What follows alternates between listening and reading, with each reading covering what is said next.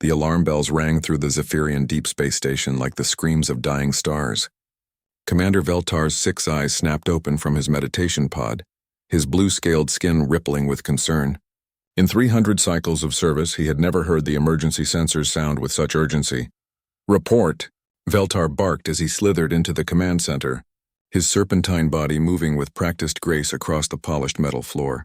"Sir, we have detected an unknown vessel on the outer rim of Sector 7, announced Junior Scanner Kivra, her tentacles dancing across the holographic controls. "The signature is unusual." Veltar's main eyes focused on the display while his smaller auxiliary eyes monitored the crew's reactions. What he saw made no sense. The vessel appeared as a crude metal shape on their screens, moving at speeds that should have been impossible for something so primitive. "Run the scan again," Veltar ordered. "Check for sensor malfunctions." "Already done, sir." 3 times. "The readings are consistent." Kivra's voice carried a note of confusion that made Veltar's scales bristle. "Sir, according to our analysis, this vessel is using controlled nuclear fusion for propulsion." A shocked silence fell over the bridge. Nuclear fusion was considered barbarically dangerous by every civilized species in the Galactic Collective. It was like using explosives to power a child's toy. "That cannot be correct," said Science Officer Thelen, his crystalline form chiming with disbelief. "No species has used such primitive technology for over 10,000 cycles. The radiation alone would kill any crew within days." "And yet," Kivra continued, "the vessel is maintaining a speed of 0.7 light velocity. Our most advanced quantum drives can barely achieve such speeds, and they require enormous energy expenditure." Veltar studied the readings more carefully. The ship's hull composition showed simple iron and carbon alloys. Its energy output was massive but crude, like a forge hammer compared to a precision laser. Most puzzling of all, there were life signs aboard. "Attempt communication," Veltar ordered. "Use all 17 universal frequencies." For the next hour, the station tried every known method of contact. Mathematical sequences, prime numbers, pictographs, even basic radio waves. The strange vessel continued on its course without acknowledgement, as if it could not hear them or did not care to respond. "Sir," reported Communications Officer Zexal, "there is something else. We are detecting multiple energy signatures from the vessel's surface. They appear to be weapons." "Weapons?" Veltar's auxiliary eyes swiveled toward the tactical display. "What kind of weapons?" "That is the strange part, sir. They appear to be kinetic projectile launchers. Chemical propulsion systems. And, sir, they are pointed in our direction." The bridge fell silent again. Chemical weapons were museum pieces, relics from the Dark Ages when species fought each other instead of working together. No modern warship carried such crude armaments. "Perhaps this is some kind of archaeological vessel," suggested Thelen, "a recreation of ancient technology for research purposes." "Research vessels do not typically carry enough firepower to level a small moon," Kivra observed, her tentacles trembling slightly as she read the weapon signatures. Veltar made a decision that would haunt him for cycles to come. "Deploy scout ships Harmony, Peace, and Understanding. Intercept course. I want answers." The 3 Zephyrian scout vessels launched from the station's belly like silver tears. Each ship was a masterpiece of collective engineering, equipped with quantum drives, energy shields, and peaceful first contact protocols. They approached the unknown vessel with caution, their sensors recording everything. As they drew closer, the readings became even more impossible. The alien ship's hull showed signs of recent combat. Blast marks scarred its surface, and entire sections had been hastily repaired with different types of metal. It looked like a warrior's shield after 100 battles. "This makes no sense," transmitted Captain Yelvas from the Harmony. "How can something so primitive show such advanced combat experience? What could have fought such a vessel and failed to destroy it?"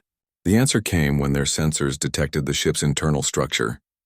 The vessel was not just armed for war, it was built for it. Every deck, every corridor, every room was designed with combat in mind. Weapon storage areas took up more space than living quarters. The crew areas were cramped and efficient, with no wasted space for comfort or beauty. "Commander," Kivra's voice was barely a whisper, "I am detecting more life signs aboard the vessel. The crew appears to be outnumerous, and sir, their biological readings are unlike anything in our databases." "Explain." "They appear to be bipedal mammals, sir. Their body temperature is maintained at levels that would be lethal to most collective species. Their brain activity shows patterns of rapid decision-making and aggressive response preparation. And, sir, they are all awake. Veltar's scales rippled with confusion. All of them? During deep space travel? Yes, sir. No hibernation, no stasis pods. They appear to maintain full alertness during their journey. The psychological stress alone should have driven them insane. As if responding to their observation, the alien vessel suddenly changed course. Without warning, it performed a maneuver that should have destroyed any crew aboard. The G-forces registered on their sensors were enough to crush most known life forms. They should be dead, whispered Captain Yelvas from his scout ship.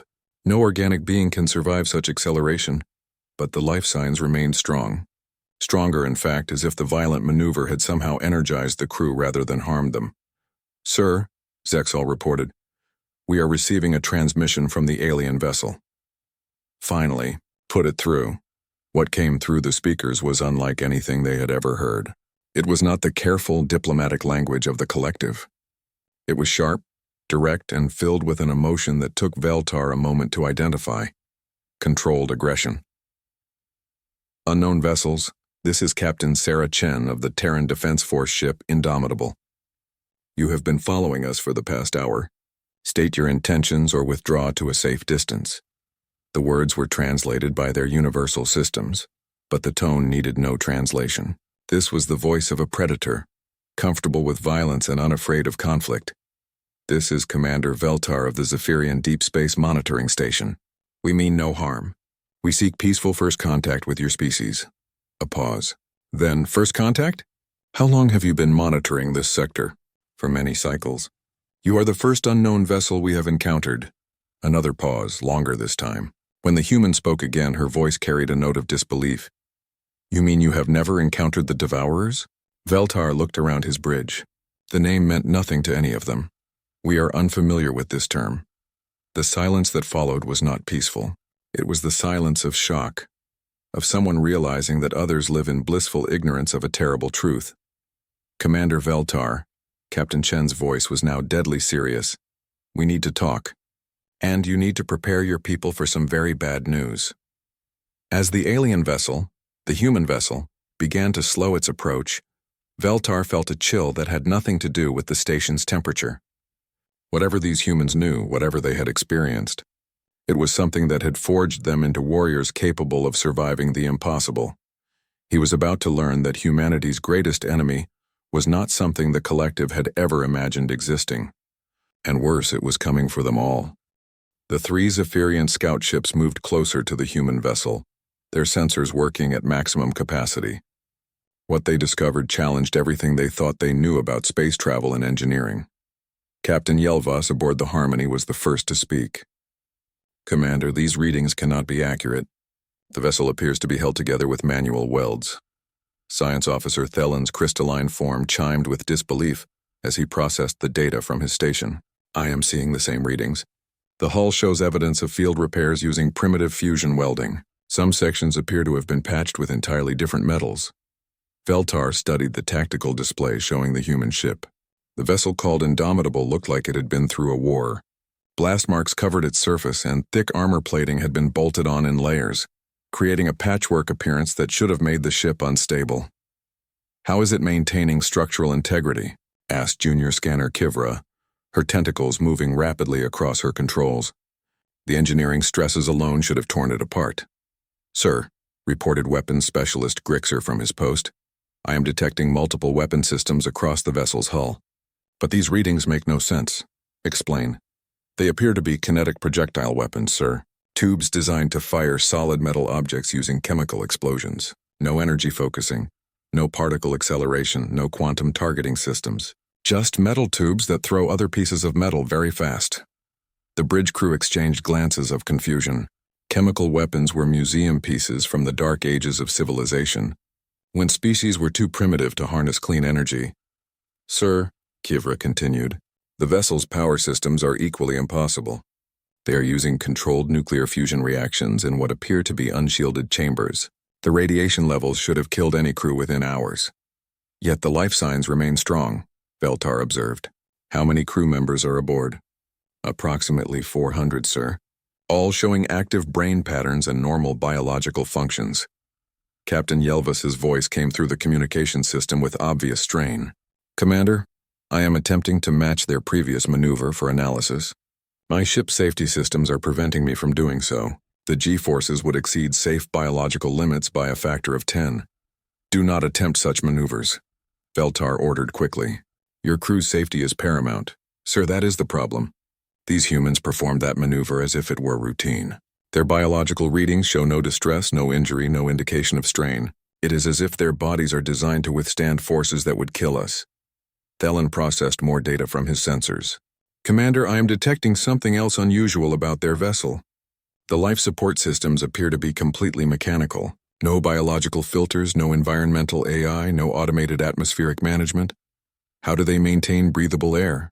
Crude mechanical pumps and chemical scrubbers, sir. Technology we abandoned thousands of cycles ago is inefficient and dangerous. And yet it works, Veltar mused. Their crew is alive and healthy. Kivra's voice carried a note of wonder. Sir, their computer systems are perhaps the most primitive I have ever detected. The processing power is barely sufficient for basic navigation calculations. Then how do they operate their vessel? They appear to be doing everything manually, sir. Every system requires direct human input. No artificial intelligence, no automated responses, no backup systems. If one human becomes incapacitated, another must physically take their place. The implications were staggering. Modern collective vessels required massive computer networks to function. The idea of operating a starship without AI assistance was like trying to perform surgery with crude metal tools. Sir, Grixer reported, I am detecting something troubling. The vessel's weapons show signs of recent use. Energy signatures indicate they have been fired multiple times in recent cycles. Recent combat? Veltar's scales rippled with concern. Against what opponent? Unknown, sir.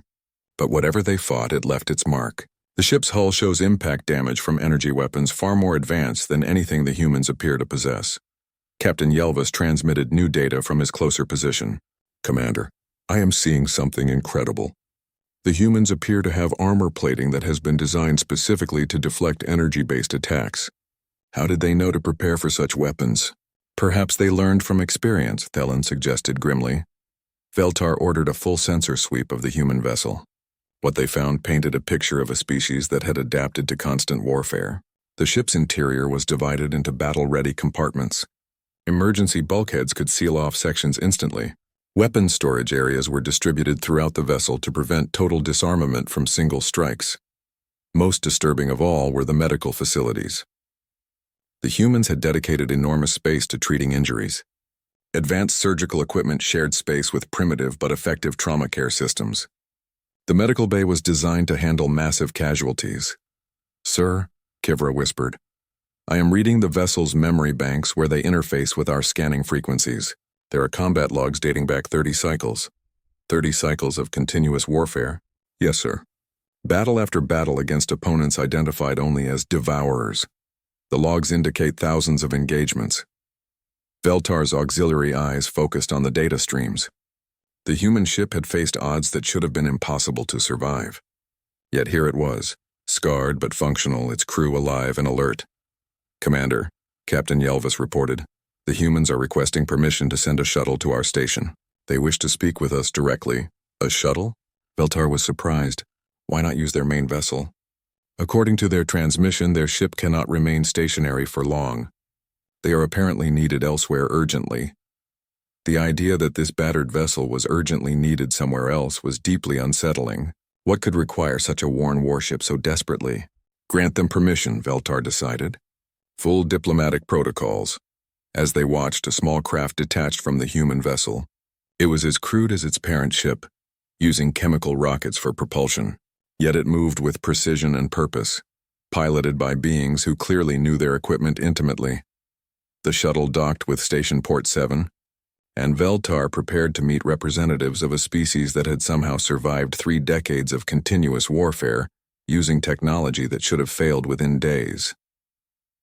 As he slithered toward the docking bay, Veltar could not shake the feeling that these humans were about to teach the collective something terrible about the universe. Something they had been fortunate enough to avoid learning until now. The docking bay doors sealed, and atmospheric processors worked to create an environment suitable for both species. Through the viewing port, Veltar caught his first glimpse of a human being. The creature was smaller than he had expected, but moved with a confidence that spoke of dangerous competence. Its eyes swept the docking bay with the practiced gaze of someone accustomed to evaluating potential threats.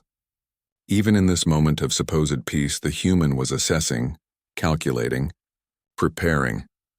Whatever these beings had experienced in their 3 decades of war, it had forged them into something the galaxy had never seen before, and Veltar was about to discover that humanity's enemy was something that made even their impossible survival seem like a minor miracle. Captain Sarah Chen stepped through the airlock with the easy confidence of someone who had done this many times before. She was shorter than Veltar had expected, but there was something about her presence that made the spacious docking bay feel smaller. Her dark hair was pulled back in a practical style, and her uniform showed the wear of long service. 2 other humans accompanied her. A large man with graying hair at his temples carried what appeared to be a primitive recording device. The third human, a woman with sharp eyes and quick movements, continuously scanned their surroundings with the alertness of a predator. "Commander Veltar, I presume?" Captain Chen extended her hand in what their database indicated was a human greeting gesture. "I appreciate you agreeing to this meeting." Veltar studied the offered hand before carefully touching it with the tip of his manipulator arm. The human's grip was firm and warm, radiating the heat that their sensors had detected from space. "Please, follow me to our conference chamber," Veltar said, gesturing with his other arms toward the station's interior. As they moved through the corridors, Veltar noticed how the humans constantly observed their surroundings. Their eyes tracked every doorway, every intersection, every potential point of attack or retreat. It was the behavior of beings who had learned that survival depended on constant vigilance. The conference chamber was one of the station's most beautiful rooms, with crystal formations that created soothing harmonic tones and bioluminescent artwork that shifted in calming patterns. The humans seemed unimpressed by the beauty, instead focusing on the room's layout and exits. "Before we begin," Captain Chen said as they settled around the conference table, "I need to understand something. You said this was first contact. Does that mean your people have never encountered the Devourers?" Veltar's scales rippled with curiosity. "We have no record of any species by that designation." "Perhaps you could explain what you mean." The 3 humans exchanged glances that spoke of shared knowledge and shared horror. Captain Chen leaned forward, her expression becoming deadly serious. "Commander, for the past 30 years, humanity has been fighting a war for survival against an enemy we call the Devourers. They are artificial intelligences housed in massive ships, and they have one purpose: to consume entire star systems." Thelen's crystalline form chimed with disbelief. "Consume star systems? You mean they harvest resources?" "No." The large man spoke for the first time. "I'm Chief Engineer Rodriguez. When I say consume, I mean completely devour. They strip mine planets down to their cores, dismantle moons, and feed stellar matter into their ships to create more of themselves." Science Officer Thelen's form flickered with shock. "That is impossible. The energy requirements alone would be astronomical." The third human, who had introduced herself as Lieutenant Commander Walsh, activated her recording device. A holographic display showed a star system. As they watched, massive mechanical shapes moved through the system like locusts, dismantling planets with terrifying efficiency. "This was the Kepler 442 system," Walsh said quietly. "Home to 6 billion humans across 4 colonies. The Devourers arrived 16 months ago. This recording was made last week." The display showed empty space where planets had once orbited. Only debris fields remained, and even those were being systematically harvested by enormous mechanical constructs. Veltar felt his breathing spiracles contract with horror. "How many systems have been lost?" 47 human colonies, Captain Chen replied. "But we have encountered evidence of hundreds of other systems that were consumed before we ever arrived. Entire species wiped out, their worlds reduced to raw materials." Kivra's tentacles trembled as she processed the implications. "If such entities exist, why has the collective never encountered them?" "Because we have been standing in their way," Rodriguez said grimly. "The Devourers follow patterns, consuming systems in expanding spirals. Humanity happened to establish colonies directly in their path of expansion." "So you have been fighting them for 30 years? Veltar asked. "Fighting, learning, adapting," Captain Chen confirmed. "In the beginning, we lost every engagement. Our energy weapons were useless against their adaptive shielding. Our computer systems were vulnerable to their electronic warfare. Our automated defenses were turned against us. Then how did you survive? Captain Chen smiled, but there was no humor in it. We learned to fight dirty. We abandoned energy weapons for kinetic projectiles that their shields cannot deflect. We replaced computer systems with manual controls that cannot be hacked. We developed tactics that no sane species would attempt. Walsh activated another recording.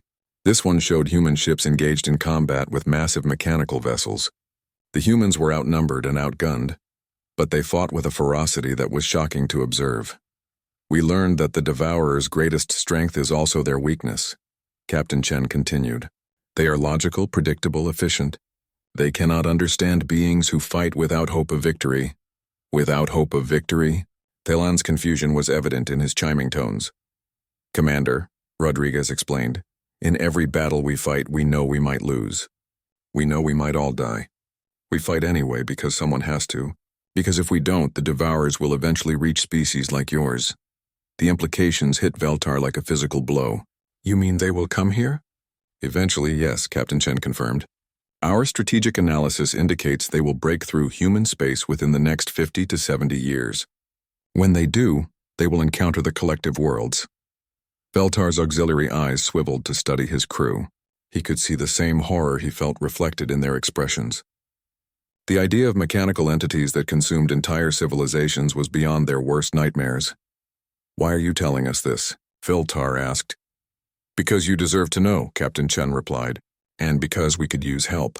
Human technology is primitive compared to yours, but we have learned things about fighting the Devourers that could be valuable if combined with your advanced systems. What kind of things? Walsh activated a new file. The Devourers learn from each encounter, but they learn in specific ways. They adapt their defenses to whatever attacks them, but they cannot anticipate entirely new approaches. We have learned to be unpredictable, Rodriguez added, to use weapons and tactics that make no logical sense. Sometimes the best way to defeat a superior enemy is to do something so stupid that they cannot calculate your intentions. Captain Chen stood and walked to the chamber's viewing port, looking out at the stars. Commander, your people live in a beautiful, peaceful civilization. You have eliminated war, conquered poverty, achieved harmony among different species. She turned back to face them. The Devourers will destroy all of that. Not because they hate you, but because they see your worlds as resources to be harvested. They will calculate the most efficient way to eliminate your defenses, and then execute that plan with mechanical precision. Unless, Rodriguez said quietly, someone teaches them that there are beings in the universe who refuse to be calculated. Veltar felt the weight of this revelation settling on his shoulders like a physical burden. Humanity had been protecting the galaxy without the galaxy even knowing it needed protection. They had sacrificed their worlds, their people, their very civilization to stand against an enemy that threatened all life. What do you propose? Veltar asked. Captain Chen's expression became determined. An alliance. Human tactical knowledge and fighting spirit combined with collective technology and manufacturing capacity. Separately, we might both fall. Together, we might actually have a chance. As Veltar looked at these three humans, scarred veterans of an impossible war, he realized that first contact had become something far more significant. It had become humanity's first step toward saving a galaxy that did not yet know it needed saving. And perhaps more importantly, it was the galaxy's first glimpse of a species that had learned to turn hopelessness into hope, desperation into determination, and impossible odds into just another day's work. Captain Chen activated her portable data device, and the conference room filled with holographic displays that made the Zephyrian officers recoil in shock. The images showed battles of such violence and scale that they challenged the very concept of civilized warfare. This is the Battle of Proxima Station, Chen said, her voice steady despite the carnage displayed before them. 17 human ships against a Devourer mothership and its escorts. We lost 14 vessels and 8,000 crew members. Veltar watched in horrified fascination as human ships charged directly into the massive mechanical entity's weapons fire. The Devourer vessel was easily 50 times larger than any human ship, its hull bristling with energy weapons that could vaporize entire city blocks. This is madness, whispered Thelan, his crystalline form dimming with distress. Those ships are flying directly into certain destruction. Yes, agreed Lieutenant Commander Walsh calmly. That was the point. The Devourers calculate optimal tactical responses based on what any rational opponent would do. We have learned to be irrational. The hologram showed human ships performing maneuvers that defied basic military doctrine. They used their own vessels as shields for others, deliberately sacrificed ships to create openings, and launched boarding parties against enemies that outmassed them by orders of magnitude. Here. Rodriguez pointed to a specific part of the display. Watch this frigate. The captain realizes his weapons cannot penetrate the Devourer's hull, so he does something the enemy cannot predict. They watched as the human ship accelerated directly toward the mechanical giant. At the last moment, the frigate's nuclear reactor overloaded in a controlled detonation that tore a massive hole in the Devourer's side. The captain and his crew of 200 died instantly, Chen said quietly, but their sacrifice allowed boarding teams from the other ships to penetrate the enemy's interior and plant nuclear charges at critical points. Kivra's tentacles trembled as she processed what she was seeing. They used their own ships as weapons? When necessary, Walsh confirmed. The Devourer's shielding cannot stop kinetic impact from a ship traveling at significant velocity. They never expect opponents to deliberately sacrifice themselves for tactical advantage. But the loss of life, Veltar began, is acceptable when weighed against the alternative. Chen finished. Commander, let me show you what happens when the Devourers win. The display changed to show the aftermath of a Devourer victory. Veltar had to close his auxiliary eyes as the images of complete planetary destruction filled the chamber. Entire worlds had been reduced to expanding clouds of processed matter, their populations simply gone. This was the Tau Ceti system, Rodriguez said grimly. 12 billion people across 6 worlds. The Devourers finished consuming the system in 18 days. We learned early that there is no surrender, no negotiation, no mercy, Chen continued. The Devourers do not see us as intelligent beings. We are simply biological components of worlds they intend to harvest. She activated another file, showing human weapons that looked primitive compared to collective technology but proved devastatingly effective against their mechanical enemies. Our scientists discovered that the Devourers' adaptive shielding has one critical flaw, Walsh explained. It adapts to energy patterns and frequencies, but it cannot adapt to raw kinetic force. The display showed human ships firing what appeared to be simple metal projectiles at incredible velocities. The crude shells punched through energy shields that could deflect plasma cannons and particle beams. Depleted uranium projectiles accelerated by chemical explosions, Rodriguez said with pride. Technology your people abandoned thousands of years ago. But it works when nothing else will. Thelen's confusion was evident. But how do you target such weapons accurately? Without computer assistance, the calculations required would be, we do them manually, Walsh said simply. Human gunners calculate trajectories, account for relative motion, and compensate for gravitational effects using nothing but training and intuition. That is impossible, Kivra protested.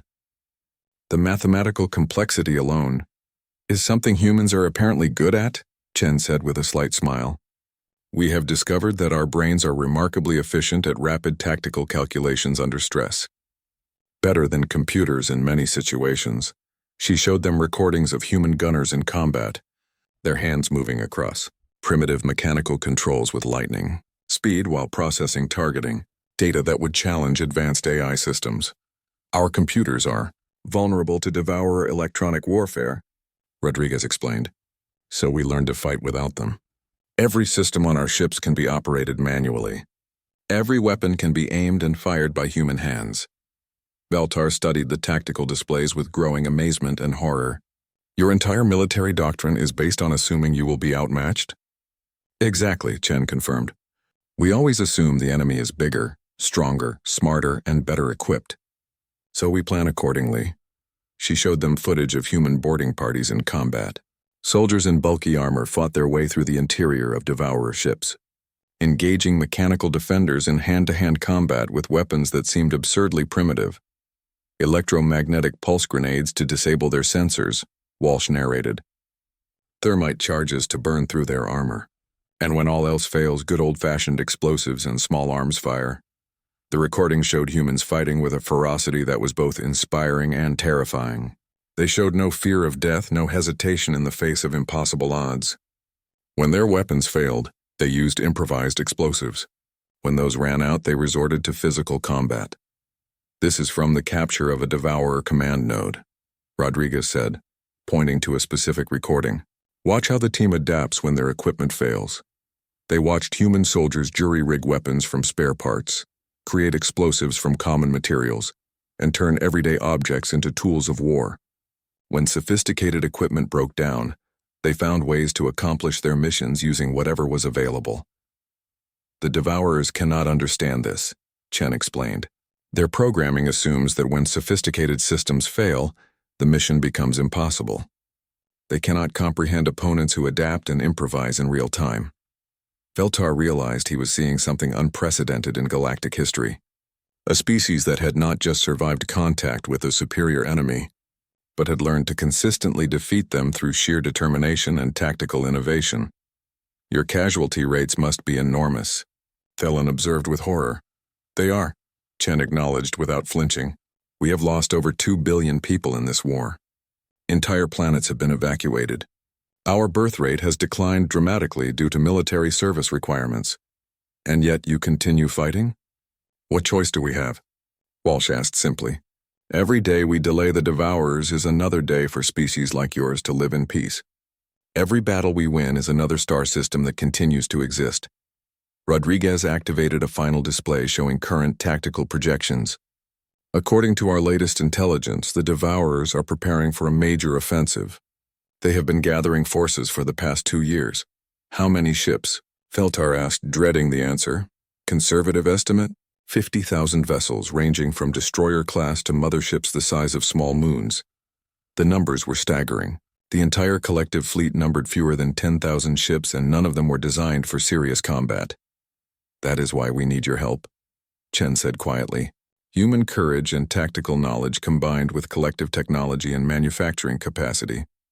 Your energy weapons powered by our nuclear reactors, your quantum drives fitted to our armored hulls, your sensors integrated with our manual control systems." She stood and looked directly at Veltar. "Commander, we are offering to teach you how to fight an enemy that wants to destroy everything you have ever built. In return, we ask for the tools to make that fight more than just a heroic last stand." As Veltar looked at these 3 humans, veterans of battles that should have been impossible to survive, he realized that first contact had become something else entirely. It had become an offer of alliance from a species that had learned to make the impossible possible through sheer stubborn refusal to accept defeat. The question now was whether the collective had the courage to learn from teachers who had turned desperation into an art form. Captain Chen's expression grew darker as she activated her final set of data files. The holographic display showed a 3-dimensional map of the galaxy, with different colored zones marking various territories and expansion patterns.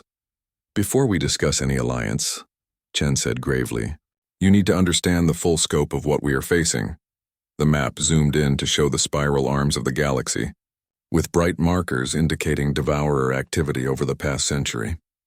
What Veltar saw made his breathing spiracles contract with horror. "This is not random expansion," Chen continued. "The Devourers follow a specific pattern. They consume star systems in calculated spirals, working their way inward toward the galactic core." Rodriguez pointed to various sections of the map. "We have identified 17 separate consumption spirals over the past 300 years. Each one eliminates entire regions of inhabited space. The pattern suggests they are not just harvesting resources," Walsh added. "They are systematically sterilizing the galaxy of all organic life." Veltar studied the projected paths with growing dread. The spirals were slowly but inevitably moving toward the heart of collective space. "How long do we have?" "Our best estimates indicate the Devourers will break through human defensive lines within 50 to 70 years, Chen replied. "Once they do, they will encounter the first collective worlds within a decade." Thelen's crystalline form flickered with distress. "Surely the collective fleet could mount some defense." "Against what we have shown you?" Walsh asked quietly. "Commander, your ships are beautiful examples of peaceful engineering, but they are not weapons of war. The Devourers would sweep through collective space like a plague," Chen activated another display showing comparative tactical analyses. Your energy weapons are sophisticated but predictable. Your shields are designed to protect against natural hazards, not military assault. Your crews have no combat experience. More critically, Rodriguez added, your entire infrastructure is optimized for peace and cooperation. The Devourers will target your manufacturing centers, communication hubs, and population centers simultaneously. Your civilization lacks the redundancy and hardening necessary to survive coordinated assault. Veltar felt the weight of this revelation settling on him like a physical burden. The collective had built their civilization on the assumption that intelligent species would always choose cooperation over conflict. They had never imagined facing an enemy that viewed cooperation as weakness to be exploited. There is something else, Chen said, her voice taking on an even more serious tone. Something we discovered only recently. She showed them recordings from deep space sensors. Images of massive mechanical constructs moving through empty space between star systems. The Devourers are not just ships, she explained. They are mobile manufacturing platforms. They build more of themselves using the matter they consume, and they are getting larger. The images showed Devourer vessels that dwarfed anything they had seen before. Mechanical cities that spanned hundreds of kilometers, bristling with weapons and manufacturing facilities. These are the newest generation, Walsh said grimly. We call them Harvester-class vessels. Each one is capable of processing an entire star system within months rather than years. How many of these exist? Kivra asked, her tentacles trembling. Our intelligence indicates at least 200 confirmed sightings, Rodriguez replied. But we suspect there are many more in deep space that we have not detected. Chen walked to the viewing port and looked out at the stars. Humanity has been fighting the smaller vessels for 30 years. These new constructs represent a quantum leap in Devourer capability. She turned back to face the Zephyrian officers. We estimate that humanity has perhaps 5 more years before these Harvester-class vessels reach our defensive lines. When they do, our current tactics will be insufficient. What are you proposing? Veltar asked. Full alliance, Chen said without hesitation. Immediate technology sharing. Joint research and development. Combined manufacturing capabilities. And most importantly, unified command structure. Rodriguez activated a new display showing potential joint vessels, human tactical systems integrated with collective technology.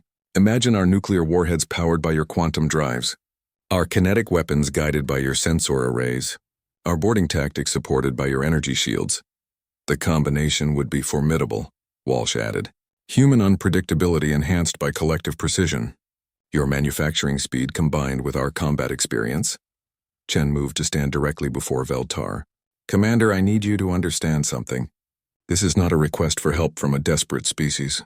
This is an offer of partnership from the only beings in the galaxy who have successfully fought the Devourers and lived to learn from the experience. She gestured to the tactical displays around them. Every strategy we have shown you, every weapon system, every tactical innovation, all of it was purchased with human blood. We are offering to share that knowledge freely with species we have never met, to protect worlds we will never see. Why? Thelen asked quietly. What do you gain from protecting us? Chen's expression softened slightly. Because someone has to.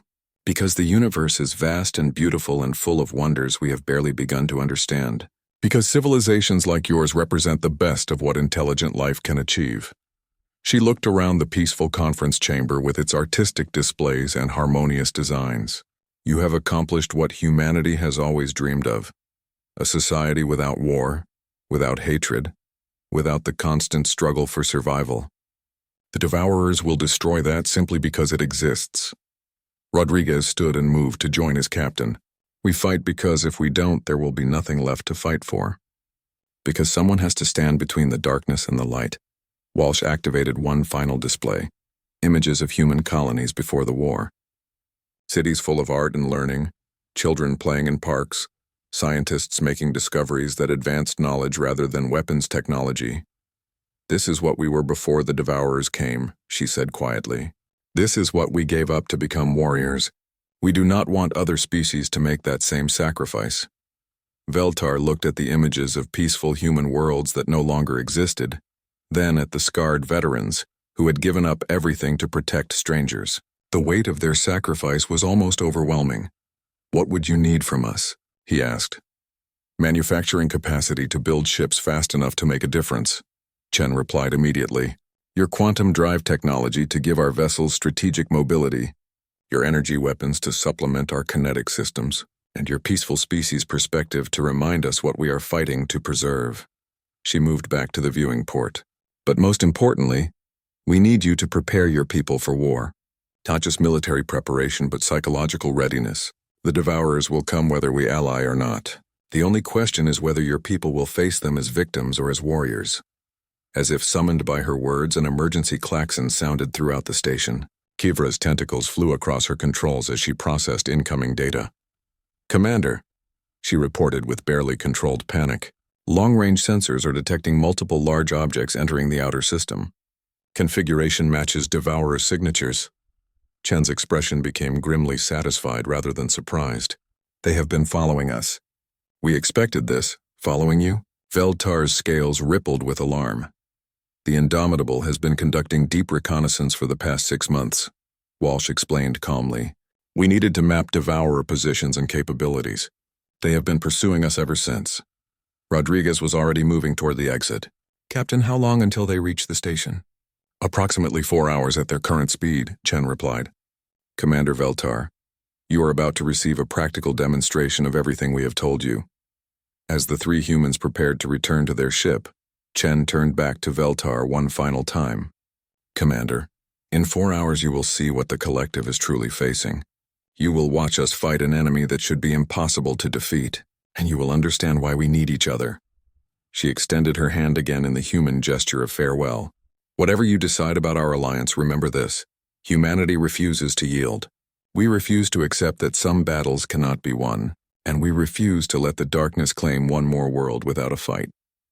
As the humans departed to return to their battered warship, Veltar realized that first contact had become something unprecedented in galactic history. It had become the moment when the universe's greatest optimists met its most determined survivors, and discovered they needed each other to face an enemy that threatened to extinguish the light of civilization itself.